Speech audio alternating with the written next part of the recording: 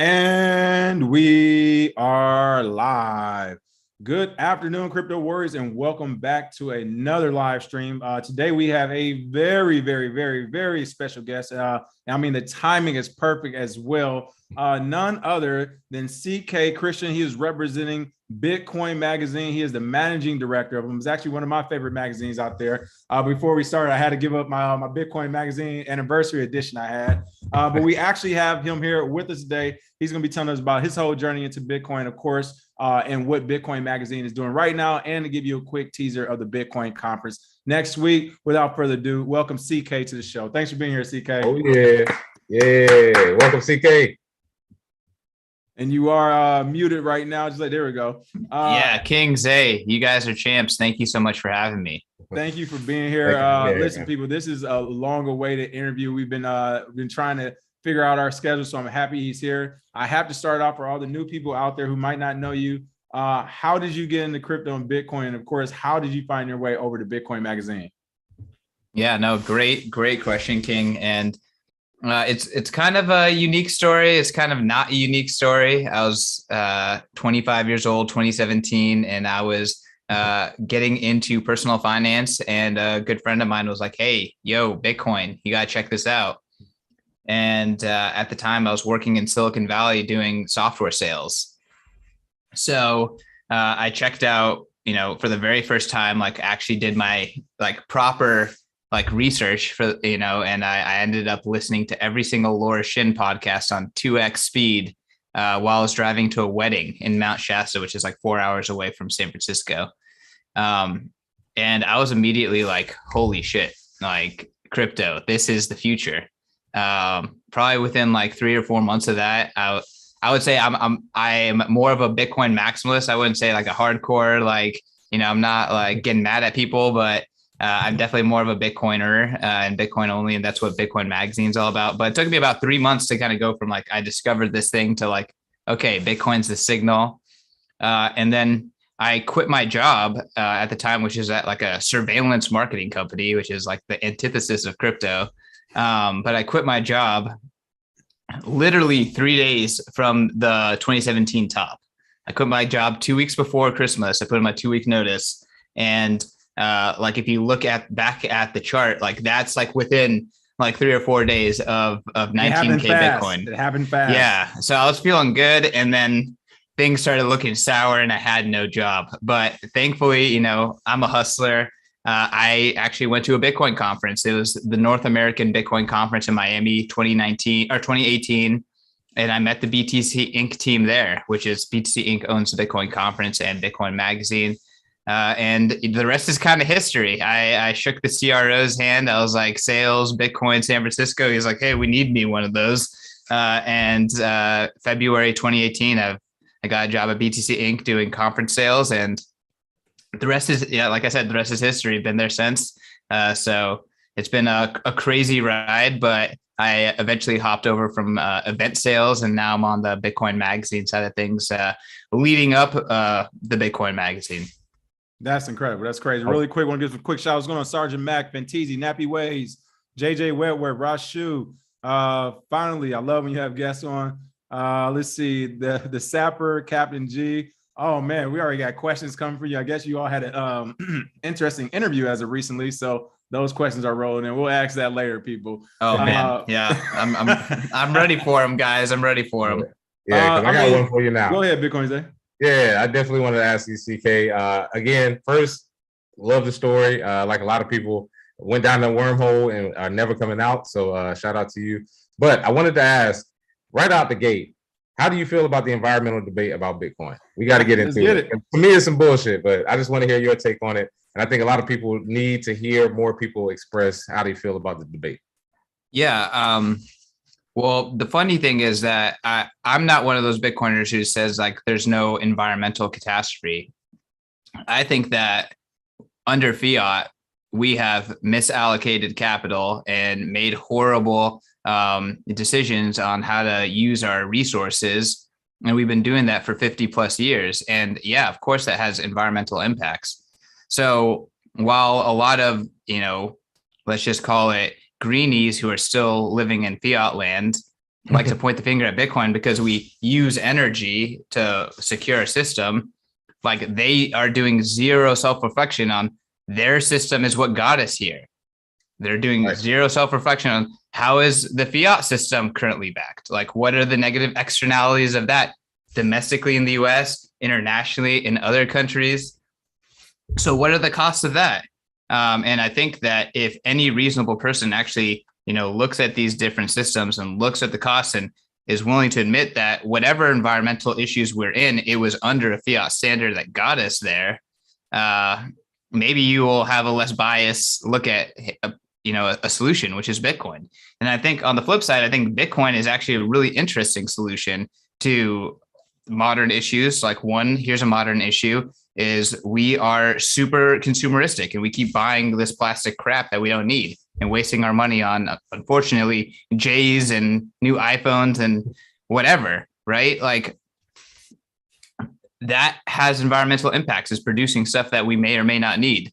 Well, Bitcoin lowers your time preference and it incentivizes you not to necessarily buy that kind of stuff, right? It completely changes the game. And what if you do that on a population scale? What does that mean for the environment? And we're not even talking about the fact that, from a energy usage to security ratio, Bitcoin is exponentially better than, what the US dollar needs right now. The US dollar needs tankers and wars to secure it, right?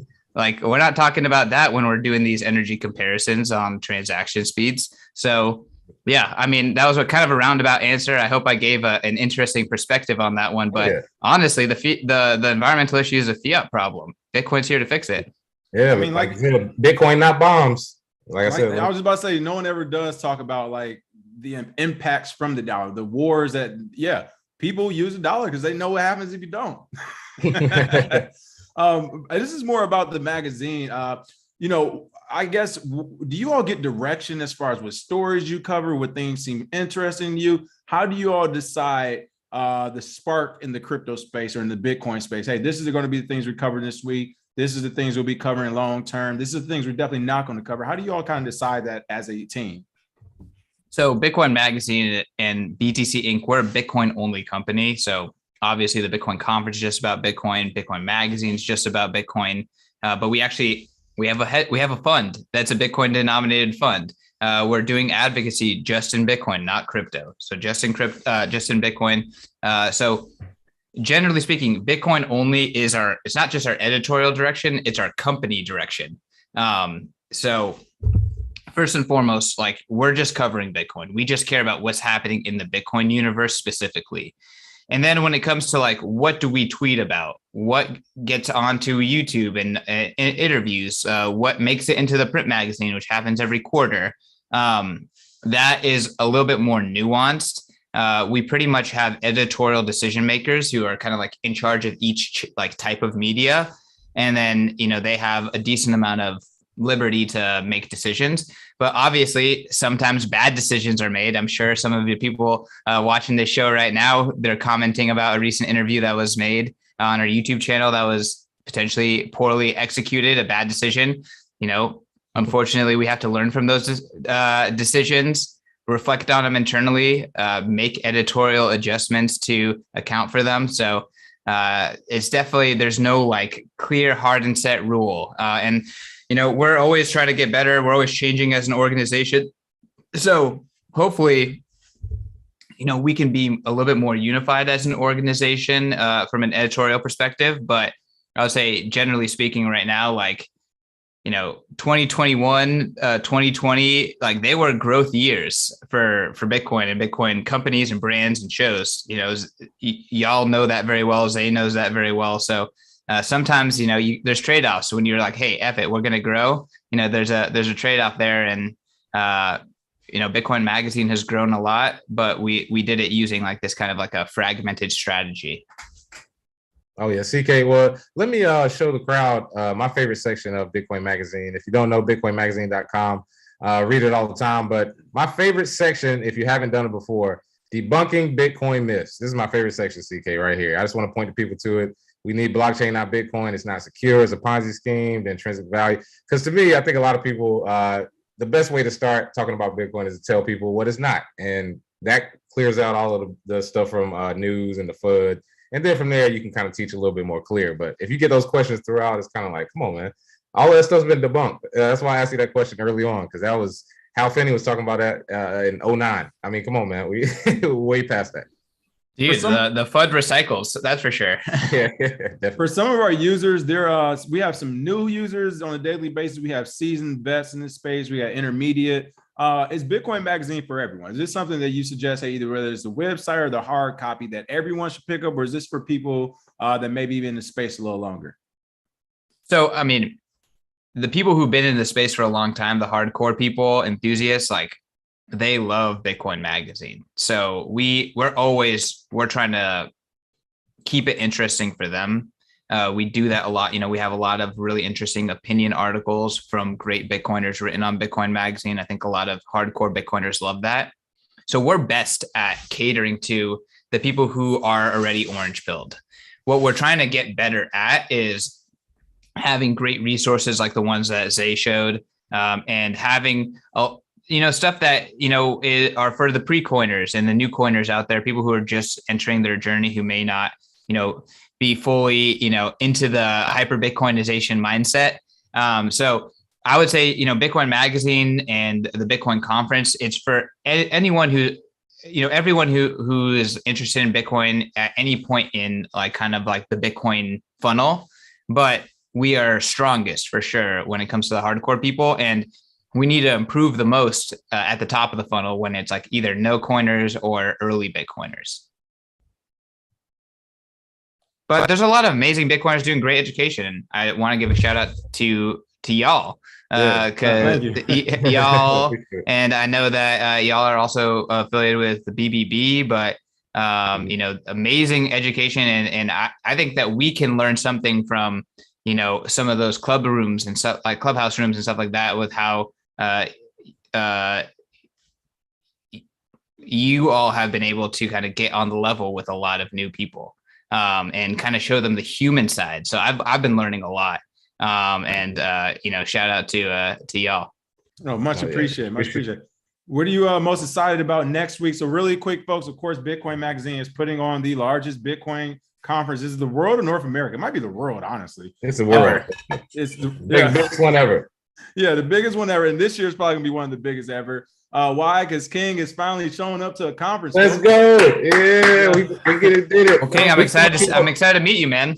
Yeah, I clapped you up earlier, King, on the morning show. I clapped you up because I was like, we finally got King out of California. I'm leaving California to live in freedom for a while in the rest of America. But my question for you, where are you most excited about the Bitcoin conference? For people who have never been to a conference in this space or a Bitcoin conference, they're still on the fence. They're like, maybe I'll buy the ticket. Maybe I'll go out to some of the parties. Like, what would you say to those people on the fence right now?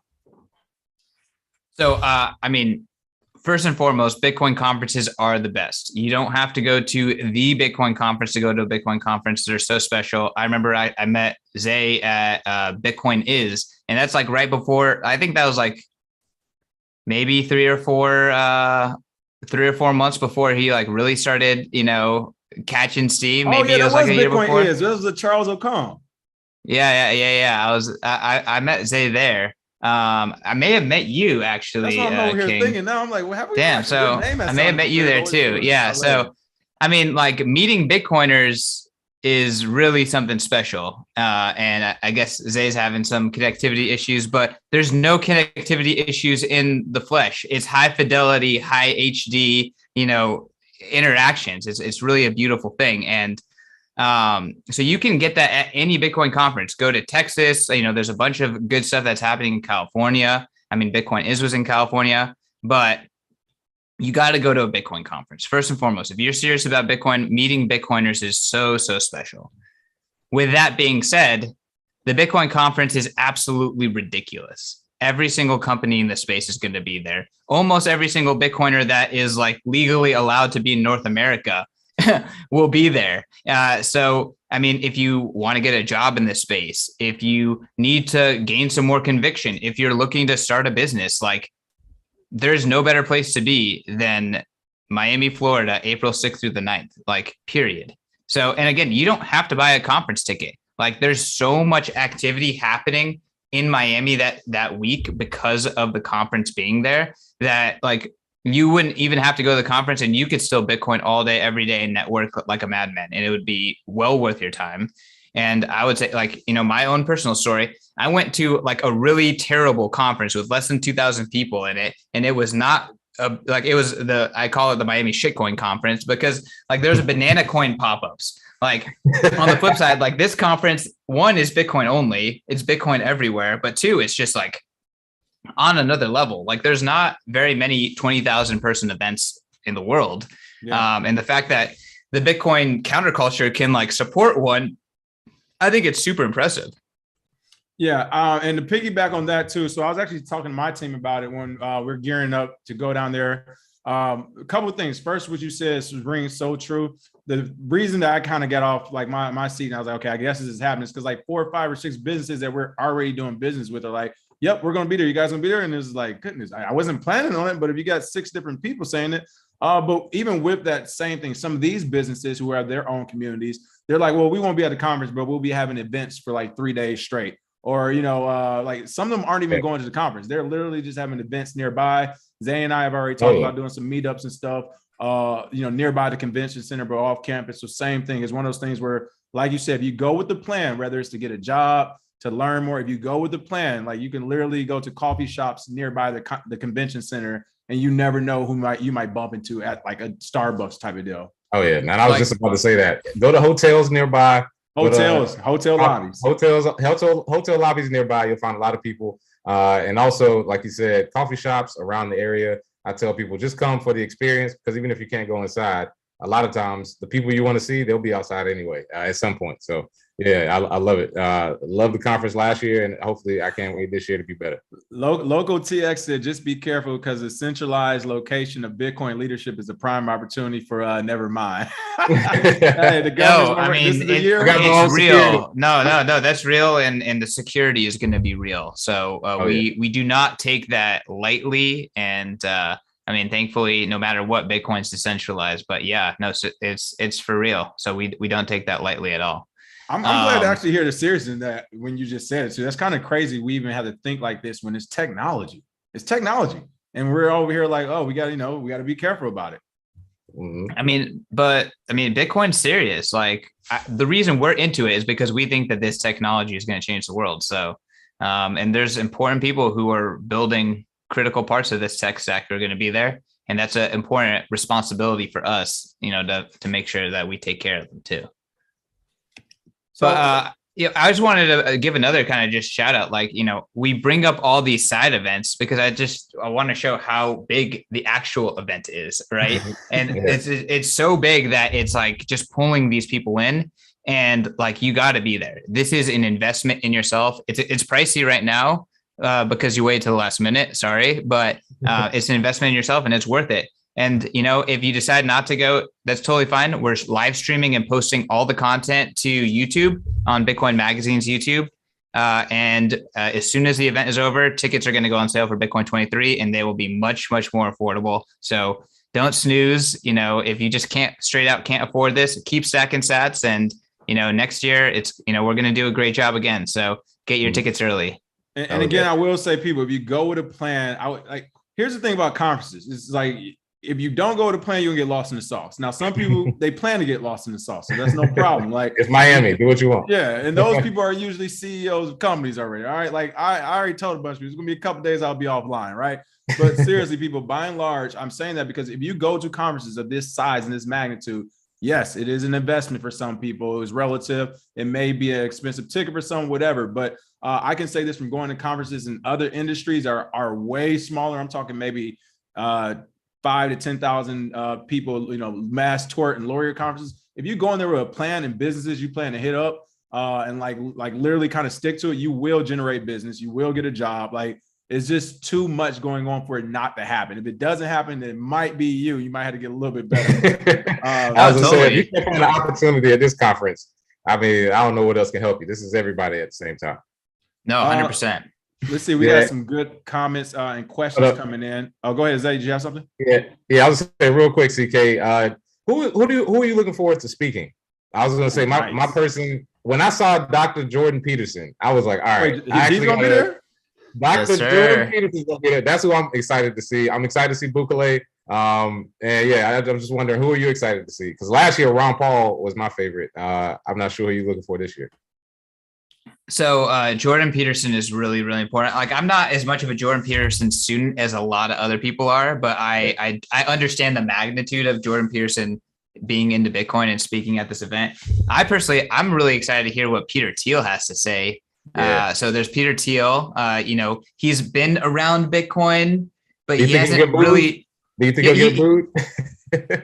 He's also like, some people hate him, but my favorite, and like, he deserves to be hated on some degree, if you like have Bitcoin ethos, but at the same time, like, this guy, he's made so much happen in the technology space, and he gets Bitcoin. He gets it. My favorite book, The Sovereign Individual. I'll grab it real quick. This book, they republished it, and he wrote the foreword to it. So the forward is now by Peter Thiel too. So actually it's right here. It says forward by Peter Thiel. Nice. I just think the guy gets it. And, I'm really interested in what he has to say. The other person is Ricardo. Why am I blanking out on his last name? Jesus, he's a billionaire from Mexico. Oh yeah, Spalignus. Ricardo Salinas. Ricardo Salinas there too. Yeah, he's going to be. Diego is in the house. You coming with Max King? My man, you need to get onto b.tc/conference and go look at the speaker list. You got to make your plan, man, because you're gonna have an opportunity with this lineup. Yeah, I'll say I got him straight already. I got an itinerary, so when he comes down, he's straight. But the speaker times is the only thing I don't have. I'm gonna be there most of the day anyway. We have an app. It's pretty much just like an appified version of the agenda, and you can, and like, kind of like when you go to a music festival, you can like make your own schedule with the acts that you care about. You can do the same thing for the conference. Oh yeah, we did that at World CryptoCom a few years ago. They had in Vegas. App. You do the schedule. That's a really good app. I like that actually. That helps for check that out. That'll be helpful. Yeah, download that now. And I'm bringing this up in the background again, folks. This is b.tc/conference, April 6th to 9th, Bitcoin 2022 in Miami Beach. Education celebration, hyper Bitcoinization. You got another day and 8 hours before the ticket price increase. I know y'all just got paid today, so stop playing. For those who are on the fence, go ahead and invest in yourself. Yeah, there you go. Splurge in yourself. It will be worth it. And I saw somebody in the comments actually say, yep, make sure you check the speaker list and plan out your days and where you're going to go. Again, for the ticket prices, if you're worried about that, then yes, plan out your day. And it's going to be hard not to be worth it. I mean, you get a room full of geniuses and billionaires. Somebody's going to drop a jewel that I'm sure can help you somewhere along the line. So here's some that lineup. Of course, we have Adam Beck. Shout out to Adam, of course. President Nayib Bukele. I can't wait to meet him as well. Michael Saylor. My man Saylor. I hope he invites me back to the house. I gotta go over there after the conference. Yeah, Jack Mahler, Jordan Peterson, Peter Thiel, Pomp. So a lot of people. And of course, the speaker list is even more in depth as it goes into it. So I can't wait. This is going to be fun. And then again, at the conference, around the conference, there's a lot going on. A lot of fun. Odell Beckham Jr. going to be in there. Look at that. Yeah. Anybody want some hair tips? Shout out to Jimmy. Francis. That is right. He's getting paid in Bitcoin. Mm-hmm. I can't wait to meet Francis. I'm like, hey, what you doing after this whole UFC thing, man? You got to be somebody's security, dog. You got to go. You got to go to work at some point. So again, Aaron Rodgers is there. I didn't even know that. Who's that? So y'all can see Cash App. Cash App is our presenting sponsor, and a lot of the folks that are getting paid in Bitcoin via Cash App will be there. Nice. There it is. This is looking amazing. Oh, goodness gracious. This is a lineup of lineups, people. So really, I want to check out some of the questions from the commenters. Let's see. Hold on one second. Will you NFT your magazine in the future? So as being a Bitcoin only publication, we are unsure about NFTs right now. So I don't think there's any formal plans to create a Bitcoin magazine NFT of any sort, but what if it's on Bitcoin? We're still waiting for a solution that gets us excited, but we're not going to force it. And we're definitely not going to shitcoin. So that's a real Bitcoiner people. I don't mean to cut you off, CK, but I just appreciate that. It's like we're not seeing it right now, so we're not going to rush it. It's like, thank you. Like, and people, this is my beef whenever it's just like, oh, we're doing this all of a sudden. I'm like, all right. Let the hackers stress test it in a couple of years. We'll see how good it is. Yeah, I mean, like, it's just, I think that we committed to the Bitcoin audience, right? So like, we're not, that commitment itself is a little bit of a long-term commitment because it's kind of a commitment in like, hey, Bitcoin's a signal. So at this point, we're not taking shortcuts. We're gonna keep at it. All right, we got local TX was going on. I'm missing you in the comments. You got me laughing. Texas's own Jimmy Sone, Kathy Wood was fine back in the day. All righty then. All right. Let's see. Somebody is thirsty. That man is thirsty. Cliff BTC was going on. Cliff said, the feds are going to be up in there heavy. That's true. And I can't wait. People. I'm so glad somebody said that. When Zay and I went to CIAA in Charlotte, North Carolina in 2018, I believe. Who was it? Who was over there? NFA? No, it's not futures. FTA, FA. CFTC regulation. Was it the CFTC that was there? I believe so. It was. I can't remember. It was one you went to where you did the interview. Yeah, it was one of them. And I interviewed one of the regulators. So yes, people, if there are government folks there, which I'm sure there will be, they are catching an interview, and I guarantee you, they're always the funniest interviews because they want so much power and control. They have no clue what they're talking about. Really quick shout out to Eastside Tony. Thank you for the tip. CK on the jump into crypto. That's the best. There we go. And Eastside's my man. I love Eastside. He's him and our local Bitcoiners here in the Bay Area. Oh, there we go. He's in the Bay, my man, Eastside. And Eastside said he planned to take you to the skies, Zay. So we're gonna be out there. Oh yeah. Just like last year, we gotta link up in the same spots. All right. Let's see. Does Bitcoin Magazine consider stacks a part of the Bitcoin world? Ooh, so it's time for the hot question. It is great. So our team is divided. Obviously, like I think Bitcoiners are pretty divided on Stacks, but Stacks is participating in the conference. They deal with mainnet Bitcoin. So yeah, I would say my personal opinion, not speaking for the company, is that yes, Stacks is part of the Bitcoin world. But the Stacks token, not endorsing that in any means. And, we'll see how it plays out, and we'll see if the use cases actually make sense in the long term. I think I don't care about DeFi on Bitcoin because I think that the Bitcoin simplifies finance. So there's a little bit of whatever's happening on Ethereum, personally for me, I'm not super interested in it, but yeah, I mean, long-winded answer. I would say CK thinks yes, Stacks is part of Bitcoin. Bitcoin Magazine is conflicted with employees on both sides of the fence. Oh yeah, that's actually funny to hear because as on this channel, everybody calls me a Bitcoin maximalist, but I use Clarity language. I'm learning how to code in Clarity, learning about Stacks. I think it's an interesting tech project. And again, just know what you're dealing with, people. Nobody's saying it's Bitcoin, it's money, but I agree with you, CK, because I think it's a part of it because it doesn't take away from Bitcoin in any way. It just uses Bitcoin security. So yeah, it's interesting where it'll go from this point and see what's built on it. Let's see. I think Bitcoiners need to worry less about other crypto projects. Oh, yeah. I mean, please. Bitcoin is going to win.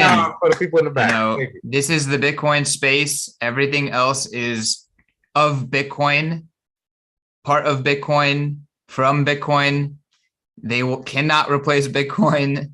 Don't worry, just chill. People are finding their way. There's a confusing space. Oh yeah. People need to be a little bit more empathetic and patient too, especially some of the convicted Bitcoiners. Yeah, why would Michael Jordan argue with Speedy Claxton? Get out of here, man. You know what? They with the metaphors coming in. We're arguing over, man. We already know that's a good metaphor, though. If you know you're the best, then you ain't worried.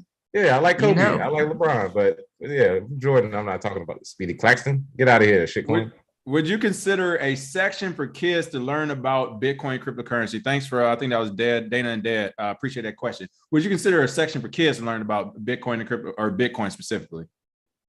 So I would say that this event can be family friendly. It can also be a big party. It just depends on who you surround yourself with. In terms of the content itself, there is going to be a decent amount of one-on-one content. We actually have a stage called the Satoshi stage that's dedicated to that. But we can definitely do more for family-friendly stuff. And they mean in the magazine. They mean and the actual magazine stuff itself as well. Okay. Awesome. So, I mean, the magazine's a cultural magazine, and then the website is, I would say, is a lot more oriented for adults and kind of people who are looking to learn about Bitcoin seriously. But I would love to, be a part of a children's book. We just, Bitcoin Magazine just printed 2 adult books. So we've been a part of books. So I would love to do a children's book. I think there's a lot of really interesting games and children's book projects and stuff like that to try to get, younger people educated on Bitcoin. And we would 100% want to do that more seriously, but I can't say that we are doing that super effectively right now. Hey, well, CK, let me ask you this: what about a Bitcoin summer camp? Because I've been running it the last couple of years. We have it coming up this year. If we have a Bitcoin, we have all the resources, books, games, all that stuff to get. We need to highlight Pete Rizzo because we might be able to get the Bitcoin summer camp on there. So the adults that you're attracting, they can look and see, oh, it's a summer camp available. Yep, in multiple cities. So yeah, we got to talk about that because I think a lot of people in this space are getting to the point where they're having kids. Like it's getting like to that point. So that is a good point. A lot of people. You got to think about if you're a 25-year-old in 2014. You're 33 now. You know what I mean? Like it's people starting to have families. It's actually a booming market. I think. I know somebody coming out with Bitcoin baby clothes. I'm not going to reveal it yet, but it'll be at y'all's conference. It'll be at your conference. So yes, it's coming, man. It might be a section to explore. You get a raise off of that. Yes. Well, no, I'm getting all the good ideas from the gentleman of crypto for sure. But no, I 100% agree, Zay, and I would love to talk to you about how we could execute something similar, maybe how we could work with you. I don't know. So we can more than happy to talk. I think it's a great idea. As being we're a startup, we're a Bitcoin only company. We're doing a bunch of stuff. There's so many things we're doing well. There's so many things we're not doing well. And we can only scale and grow, to at a certain pace. Right. So it hurts my body, when there's like a lot of opportunities that we have to like say no to, but ultimately that's just the case. Sometimes we just got to say no, and hopefully we could say yes to doing some more family friendly stuff. I do agree the time is now, and some of the early Bitcoin investors who are kind of making a splash in the world, they're about to have families, and they're going to want to educate their families too. Oh yeah, we got to get it ready for when Kings is on the way. Hold on, bro. Hey, I ain't do nothing to you. Every dad does this. Every dad's like, okay, I got a kid. Now I need to pressure all my homies. All my friends got to have it now, so we can all be. It's like, hey, I'm the only one here. It's lonely. Listen, I'm making sure so when Zay 20 years from now and his son is older or his daughter and everything older, I'm like, look, your dad ain't been in dating market. Come on, let me. I'll tell you what's up out here in these streets. He ain't been in these streets the last 20 years. He can't tell you what. About the game. Rambling Roy, thank you for the tip. Thanks for doing this, and shout out to Jim and the Crypto. How does Bitcoin Magazine feel about Bitcoiners investing in proxies like MicroStrategies? Ooh, so I mean, first and foremost, Bitcoin Magazine doesn't have an official opinion on anything other than we like Bitcoin and we think Bitcoin is the signal, and we dedicate our magazine to Bitcoin. True. With that being said, we talk about Bitcoin stocks all the time. So we actually have a whole section on a live stream called Bitcoin adjacent stocks. I fucking hate that name. I'm trying to get them to call it Bitcoin stonks. Like, come on, that's just so much cleaner, snappier. But I'm never giving investment advice, y'all. Like the investment advice is, buy some Bitcoin and hodl it.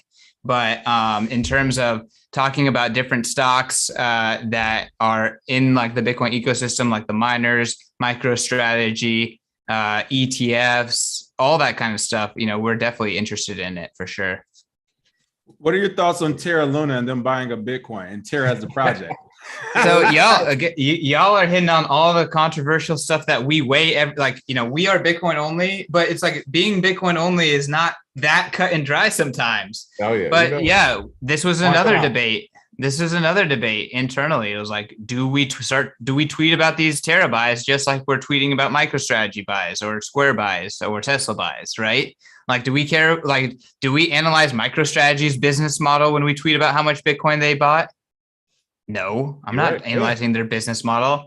So ultimately, Bitcoin Magazine decided that if Terra is doing stuff with Bitcoin and they're doing substantial things, newsworthy things in the Bitcoin ecosystem, we should report on it. We shouldn't have a bias against it because it's a part of a shitcoin project or a stablecoin project or whatever. I don't mean to offend Terra fans out there, but whatever. It's just not Bitcoin necessarily, but they are buying large amounts of Bitcoin. So Bitcoin Magazine has been tweeting about it. We've been covering it on bitcoinmagazine.com.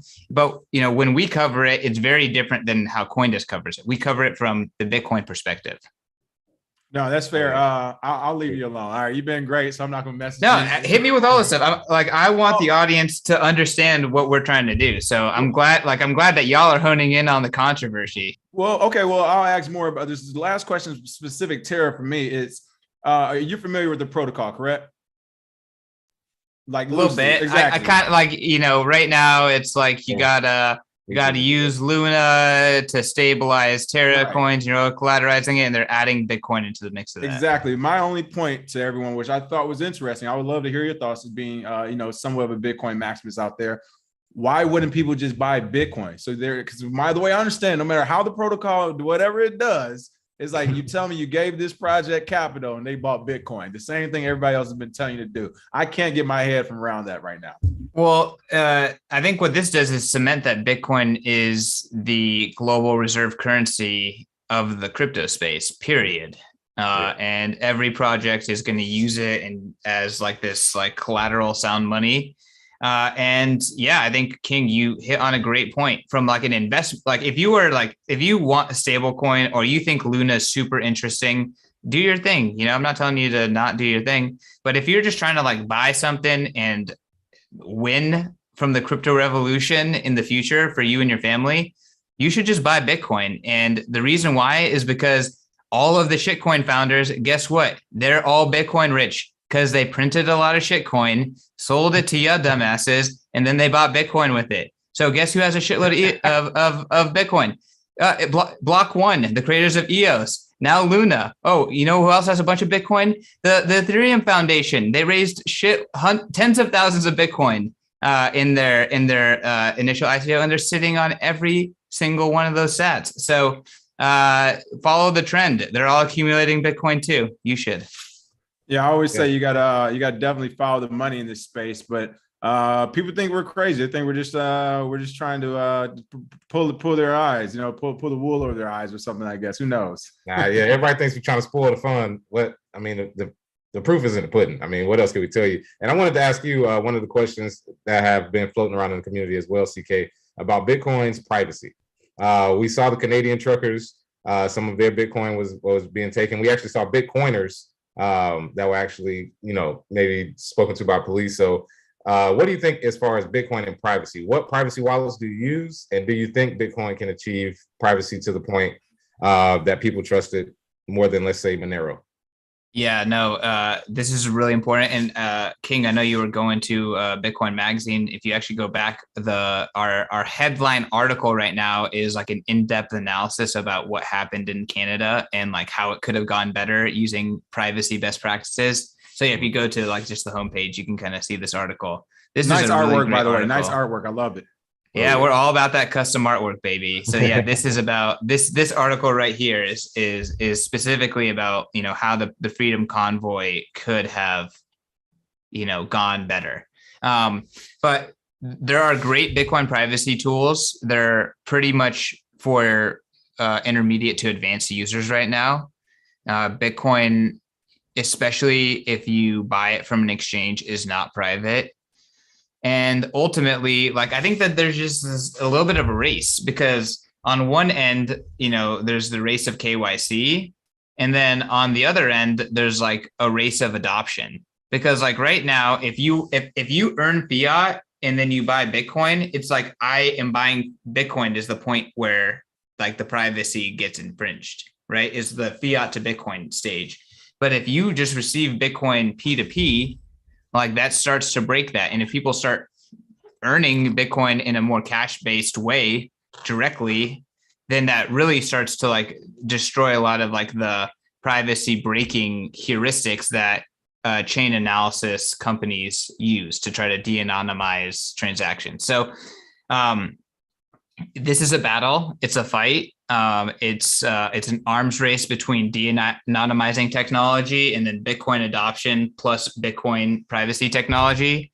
And it's not ideal right now. And I would say it is ideal when when a beginner user can acquire Bitcoin and then spend Bitcoin to whoever they want without worrying about it. That's an ideal situation. So like it or not, like that's pretty much what Monero is right now. Not saying invest in Monero, not saying hold Monero as an investment, but as if you want to get this thing and then sell it and then buy something with it, that's what Monero provides. I would love to see that level of like, I can use Bitcoin and I don't have to worry about someone mathematically coming after me because they don't like what I did and they can track me down. I would like Bitcoin to get to that point.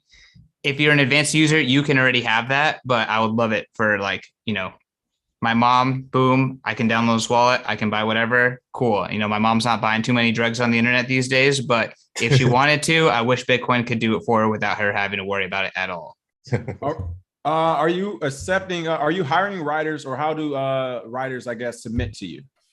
Oh, great question. So we are super strict with writers. We pretty much, at least writers that we hire. So we pretty much only work with people who already have a reputation or who work with us previously. On the flip side, we are probably one of the easiest places for a thoughtful Bitcoiner to get published as a contributor. So you can offer an op-ed, you can work with us. So I would say if you have a great idea to write an opinion article, write it, submit it to us. If we like it, we'll add you to our community. We'll make it easy for you to publish with us. And then if you're really great, we're going to offer to pay you to write, or we'll offer to bring you on as a full-time writer. We've done that 6 or 7 times in this kind of like era of Bitcoin magazine management. But we definitely, we have a really good process now where we just have great Bitcoiners contributing articles to Bitcoin magazine. And then, some of them, want to get paid, and we already like working with them. So it works out that way. There it is. And if you don't succeed, keep writing, people. You might have to submit 6, 7, 8 times. I mean, it's very competitive. He's basically telling you it's very competitive. So if you don't get a call back the first 2 or 3 articles, it might take you half a year. But if this is what you do, keep submitting. All right, we got to get to a couple of hot ones, I guess. This I think I actually saw before. Greg Foss was a guest on Bitcoin Magazine. Thoughts on YouTube canceling your show during a live stream? I'm not sure if it was him, but I think I saw them cancel one of your shows during a live stream before. So you guys are huge. What's the deal with YouTube canceling you live? They hating, man. They hate. So yeah, we got our live stream canceled midstream once, and we were talking about what was happening in Kazakhstan. So we're talking about Kazakhstan because it was pertaining to mining, because there's a lot of miners there that had their power shut off because the entire country, they shut off like internet and power during like a civil unrest. And we were talking about that, and YouTube shut us out. We were still too many times on here. Don't say it too many times on here before we get shut off again. Yeah, let me say it 100 times. K-Stan. Yeah. But why the hell is YouTube censoring based on people talking about that? Wow. 2, YouTube has like some dumb crawlers that are just like, machine learning, listening to everything while it's live. And if you trigger it enough, then they take you down. But we have since, gotten the channel back, and we now are working with an account manager. So they have acknowledged that was a miss on their end. And they don't want it to happen again. But yeah, I mean, dude, it'll happen to the best of us. It's happened to Pomp. I hope it doesn't happen to y'all. But if I could give you any word of advice, as soon as it happens, start tweeting at them. When you tweet, it always works. Same. Just start tweeting at them. Listen, someone essentially a few years ago, we had like a hacking and all types of stuff incident. And somebody like they kind of made alluded to me like, oh, you just crying publicly. I'm like, no, you don't understand what I'm doing, and it actually works. So I was like, shut up, like shut the hell up. You don't know what I'm not crying and complaining. I'm making noise right now. Oh yeah. Yeah, no, seriously, if you, because it's about effectiveness. If you submit, they give you like one form where you can submit an appeal, and it's like you have to write the perfect appeal in 200 sentences or 200 words, and then they never answer that. Like they never answer that. But if you like have a big enough account on Twitter that like at YouTube, like what the heck, you did this thing, and then all your followers start piling on, it really works. All right. Last tough one and a couple of softballs before you get out of here. I don't know what's going on. Somebody actually mentioned it on our chat either today or yesterday or something. I guess you all had Richard Hart on for an interview. The interview got deleted or cut. I'm not sure. What's the story on this one? And we know how Richard Hart is, to preface this as well. Yeah, we got him. And I'm sure. Before, so yeah, we know Richard Hart. Yeah, no. So yeah, that was. We have a young YouTube team. They got convinced to bring Richard Hart on. Didn't go well. And then there's a decent amount of kind of fallout post stream. They decided it was best to take the stream private.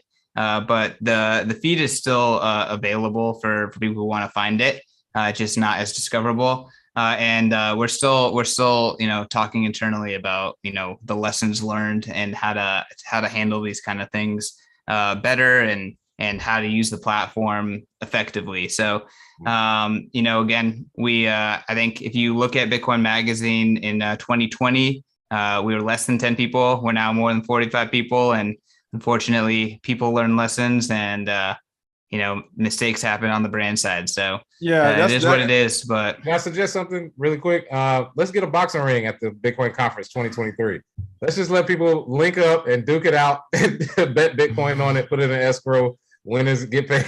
It'd be a great spectacle. All right, Zay, I'm signing you up to be the announcer on that. Oh yeah, and if we can work it out, then I think maybe that has some legs. Oh yeah, all the bottle shaped dudes. Let's get ready to crumble. Saber Save said, "No cap, Richard Hart would be a great lawyer." Yeah, that was definitely a young mistake. I mean, to be Bitcoin only, Bitcoin centric, it made no sense on that one. So I'm sure, yeah, lessons learned, all good. Okay, a couple more. What towards Bitcoin's 20th birthday? This is a long one. Towards Bitcoin's 20th birthday, what do you all at Bitcoin Magazine hope you are known for? Well, I have a prediction that by Bitcoin's 20th birthday, we're at hyper Bitcoinization. So that's 7 more years from now. But I mean, we want to be known for, just being the cultural magazine and the cultural publication for the Bitcoin revolution. So I think like the Rolling Stone was a great example. Maybe it floundered in recent times, but out of the rock and roll revolution, like that was the cultural zine that like owned that revolution, that cultural shift. So we want to do that for Bitcoin. And honestly, I love rock and roll, but I think Bitcoin is going to be bigger than rock and roll. So we have some huge ambitions. Oh yeah. Bitcoin, say what you got? Hot take. Oh yeah. Well, I wanted to ask one last thing from me. All right. So at the conference, what do you think will be the best booth for people to visit if they do go inside? What's the best booth that you got coming? You can't miss this one. I don't know all of them coming. I know a couple, but I would like to hear what's the best booth or top 2. Okay, so I think that there's a clear number one. It's the Cash App merch store because it's a giant volcano. So nice. It's the way that the exhibition floor is laid out is the first part is called Bitcoin Beach, and then in the back it's split between the moon and the Bitcoin frontier. And it's smack dab in the middle of Bitcoin Beach is a giant volcano that's Cash App branded. And at that volcano in front of it is going to be the Cash App merch store. And they have quite the construction of a booth. So I'm going to have to give it to Cash App. And they're the only ones with the freaking volcano at their booth. Wow, that's dope. Yeah, can't wait to see it, man. That's gonna be super dope. Yeah. So King, go to Experience and then Expo. I know you're showing the tickets, but I want to just show the Expo hall. Perfect. I want to show the volcano. Oh, can't wait. This Yeah, is so a huge. scroll down. Yeah, so that's the haul. Oh. So that's the Cash App merch. Oh yeah, merch volcano. You're not worried about people piling up at the entrance right there? Seems like there's gonna be a lot of people that are just not gonna leave the volcano. There's a lot going on. That's There's a how it's lot supposed to going look. on. It's gonna be a lit event. Wait, why the entrance so packed? What's going on in there? Oh yeah, exactly. Yeah, really quick, folks. You can see these are the tickets. If you pay with Bitcoin, you get a huge discount actually with Bitcoin. I mean, it's actually an incredible discount with Bitcoin. Yes. The Sound Money sats. Pass. If you don't want to do it all, you can at least look at the Sound Money Pass. This looks pretty fun. The world's first and largest Bitcoin music festival. They got Logic, Steve Aoki, CL, Deadmau5, Run the Jewels, San Holo, and more. It's funny, actually, Steve Aoki and I was actually signed to the same app. You remember I Go Live, Bitcoin's app? Yeah, I know. Yeah. Back in Steve. I just interviewed him not too long ago. Shout out to him. So can't wait to see him. But folks, let's go. For those who are really conservative, that's only $99 in Bitcoin. So that's something you can at least do if you're in the area. Have some fun. I think that would be good for those who are trying to save some money because at the very least, if you go early, you'll still meet people in the space. You'll still have some chats at least before it gets too loud and the drinks start flowing. Well, the expo hall will be open. So I think Sound Money Fest is awesome because the expo hall will be open and we're going to be running a job fair. So like, let's just say, look, you're late. Y'all are late in the game. We had tickets way cheaper than this. You're looking at last minute tickets that you have to pay a premium for being late. But if you want to just go to Miami, you want to network on the cheap, you can still, get the most out of like the job fair and, party at a pretty reasonable price with the Sound Money Pass. So we were really trying our best to have a ticket for everyone and keep the Sound Money Pass ticket affordable. Cool. All right, last one, because I know you had to get out of here. Yeah, gotta jump. Yeah, okay. You know what? Bitcoin magazines, are you going to be doing anything outside of just literature and YouTube, or is this going to be the main two things you guys are going to focus on? Yeah, no. So .com, print, and video audio. That's our main focus. Boom. Again, thank you, CK, for being here, managing director of Bitcoin Magazine. Folks, this is eye-opening. Again, check out the conference. Next week, we'll be there, and we'll be streaming from there as well. CK, thank you again. I'll leave the last words with you. Y'all, buy Bitcoin, go to the Bitcoin conference, b.tc/conference. If you can't go there, watch the live stream, go to Bitcoin Magazine's YouTube, go to our Rumble, go to our Twitch. We're doing it all there. So, it's going to be an amazing time next week. I can't wait to see you both in Miami. And King, we got to get you those passes. So I'll hook you up, my man. I'll email your team. Thanks again. All right, you all make sure you smash that like and share. This is going to be amazing. Can't wait to see CK in Miami. Thanks again for being here, CK. Take care. Thank you, man. Cheers.